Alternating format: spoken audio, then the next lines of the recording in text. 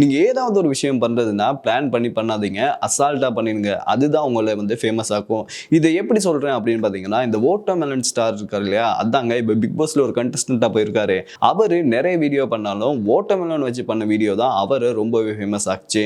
ஆனால் இந்த வீடியோவை அவர் பிளான் பண்ணி பண்ணலையாங்க. உண்மையாவே என்ன நடந்திருக்கு அப்படின்னு பார்த்தீங்கன்னா, இவர் ஒரு டாக்டர் தானே. ஸோ ஒரு பேஷண்ட்டுக்கு வந்து ட்ரீட்மெண்ட் கொடுக்க போயிருக்காரு. அப்போ சம்மர் சீசன்ல போயிருக்காரு. அப்போ இவருக்கு தாகம் வந்ததால ஒரு வாட்டர்மெலன் சாப்பிடலான்னு சாப்பிட்டு இருக்காரு. அப்பதான் நம்ம தலைவருக்கு ஒரு யோசனை வருது, இதையே நம்ம ரீலா போடக்கூடாதுன்னு ரோட்ல போயிருந்த ஒரு பையனை கூப்பிட்டு, நான் வாட்டர்மெலன் சாப்பிட்றேன், அது ஒரு வீடியோவை பண்ணித்தா அப்படின்னு கேட்டிருக்காரு.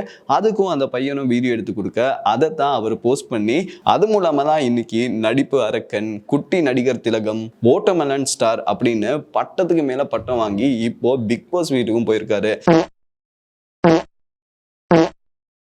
ஸோ அண்ணனோட லைஃப் லெசன்ல இருந்து நாம என்ன கத்துக்கணும் அப்படின்னு பார்த்தீங்கன்னா, எதையுமே பிளான் பண்ணி பண்ணாதீங்க. நீங்க அசால்ட்டா பண்றது தான் உங்களை ஒரே நாள்ல ஒபாமா ஆக்கும்.